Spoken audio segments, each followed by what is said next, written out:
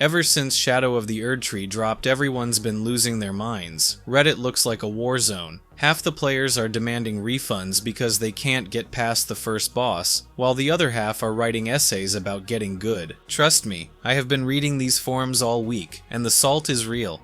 But you know what's actually wild about this? This whole meltdown is not really about one super tough DLC. It's about something bigger that's been brewing in gaming for years. This obsession with making games with unleashed nightmare. You'll need therapy after this type of difficulty game modes. The psychological theory of self-determination can explain that the social aspect of gaming through community debates, shared experiences, or even gatekeeping reflects the need to connect with others. The divide between those advocating for harder games and accessibility proponents highlights how players seek validation and belonging within their gaming communities. Today we are diving deep into gaming's complicated relationship with difficulty, from the glory days of Nintendo's hardest games to today's accessibility debates. We are going to figure out if gaming's masochistic streak has finally gone too far. Some players want that brutal, punishing experience where every victory feels earned through blood, sweat, and broken controllers. Others just want to kick back and enjoy the story, without banging their head against the same boss for 3 hours straight. This isn't just about one DLC being tough, it's about how we fundamentally view what makes games fun. Are we losing something when games become more accessible? Or are we finally growing past the idea that games need to be painful to be worthwhile? I've spent countless hours diving into both sides of this argument, and honestly, both camps make some compelling points. Let's look at the actual numbers here. Shadow of the Erdtree is sitting at a 70% positive rating on Steam right now, since its release date on June 20th, 2024. That might sound decent, but for a From Software game, that's practically a crisis. The comments are wild. We've got everything from, "This is what peak gaming looks like," to, "I'd rather stick my hand in a blender than fight this boss again." I spent hours reading through these reviews, and there's a clear divide forming in the community. The veterans are praising the challenge, while newer players feel completely locked out of content they paid for. But the most interesting reviews? They're coming from longtime Souls fans who think this DLC crosses a line from challenging to just plain unfair. This isn't just a few angry gamers either. We're talking 30,000 reviews painting a picture of a community at odds with itself. The thing is, this isn't just artificial difficulty. Every enemy placement, every trap, every boss phase has been meticulously crafted to test your mastery of Elden Ring's combat systems. The parry timing windows are tighter, the dodge rolls need to be more precise, and button mashing will get you killed faster than you can say you died. But what really sets this apart is how it builds on everything you learned in the base game. The DLC assumes you've not only beaten Elden Ring, but that you've internalized its lessons to the point where they're second nature. Even the level design itself feels like it's trolling casual players. Hidden walls that lead to more hidden walls, platforming sections over instant death pits, and enemies that literally punish you for healing. It's like From Software looked at their most hardcore fans and said, "You think you're good? Prove it." But what if this is not just about difficulty? What if Shadow of the Erdtree is From Software's way of sending a message to the gaming community? A message about what they think gaming should be. Stick around, because this theory might just change how you see the entire DLC. Is Shadow of the Erdtree From Software's toughest challenge yet? Share your thoughts in the comments, especially if you're a Souls veteran. Now I know what some of you are thinking. Not everyone has time to play a boss fight for 6 hours straight. And you know what? That is completely fair. Gaming is supposed to be fun, not a second job. Some of us work full-time, have families, or just want to enjoy the story without memorizing perfect dodge timings. There is this weird gatekeeping mentality in gaming where if you are not willing to suffer through hundreds of deaths, you are somehow less of a player. But think about it. If you bought a movie and had to rewatch the first hour 15 times before you could see the ending, you would probably want a refund. Challenge can be great when it is optional. Take Celeste, for example. Incredible platformer, tough as nails, but it has assist features that let you tune the difficulty. The hardcore players still get their challenge, and everyone else can enjoy the game at their own pace. It is not about making games easier. It is about making them more accessible without compromising their core identity. Let's rewind to the golden age of arcades. Remember pumping quarters into those machines? Every game was designed to eat your money, which meant they had to be brutally difficult. You would get maybe 3 minutes of gameplay before dying, then have to decide if that next quarter was worth it. This was not just game design, it was a business model. When home consoles arrived, they actually kept this punishing difficulty. Nintendo and Sega were still making games with that arcade DNA. Limited lives, no saves, instant death pits. Gaming was basically built on the foundation of getting good or going home.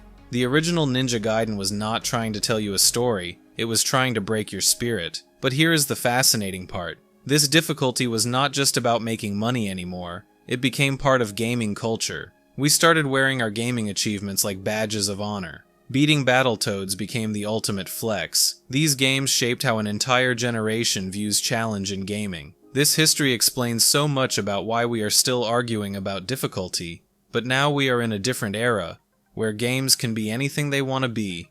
The real turning point came with Dark Souls in 2011. It brought back the old school challenge, but made it fair. It sparked this whole new wave of deliberately challenging games that were not just hard, they were deliberately designed to push you to improve. Now we are in this interesting spot where difficulty has become almost political. Every time a game launches without an easy mode, the internet explodes. But here is what is fascinating. The games that really nail difficulty are not just throwing harder enemies at you.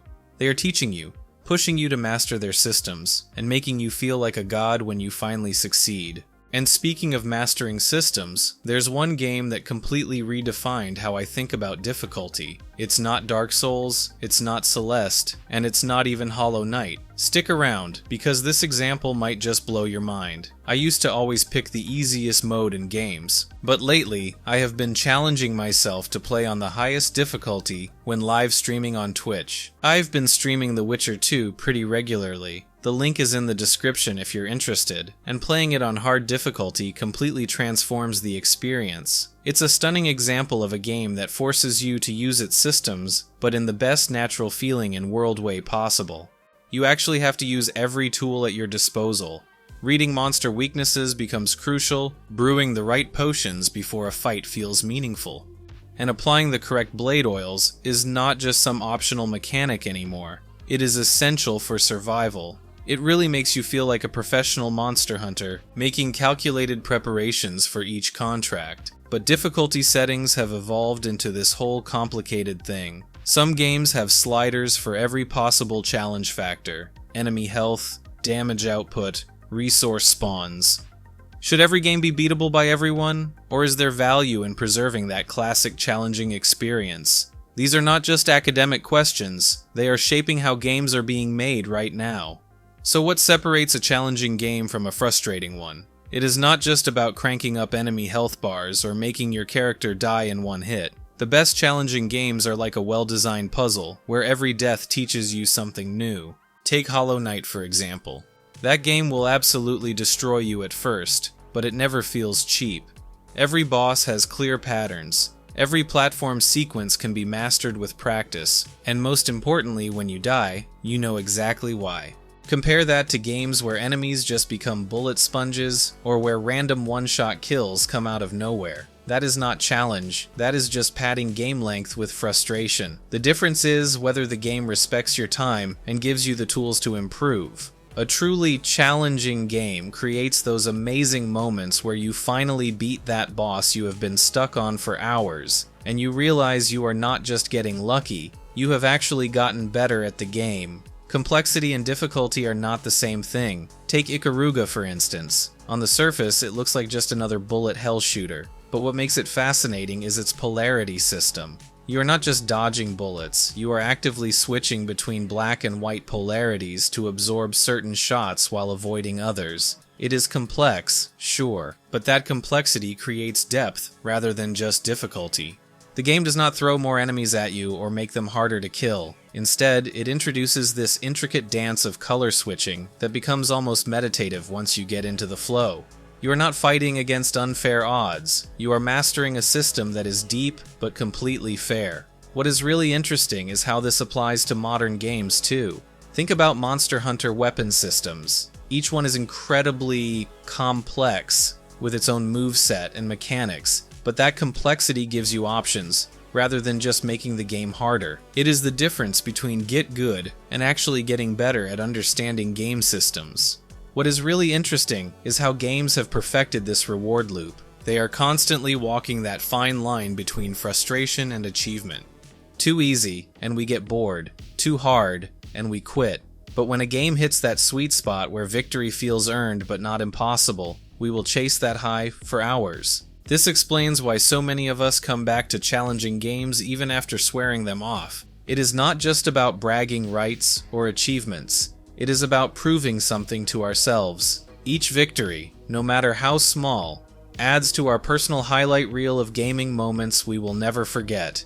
As the average gamer age increases, we are seeing more emphasis on respecting player time and choice. Games like God of War Ragnarok brilliantly balance this by offering both intense challenge and accessibility options. The gaming community often holds on to that old school mentality where beating a difficult game is seen as a badge of honor. And honestly, there is nothing wrong with wanting that challenge. The issue comes when we start telling other players their way of enjoying games is not legitimate enough. This split in the community raises some fascinating questions about what we actually want from our gaming experiences. Are we after that sense of achievement that comes from overcoming a tough challenge? Or are we more interested in exploring worlds and experiencing stories? The beauty is, we don't have to choose just one.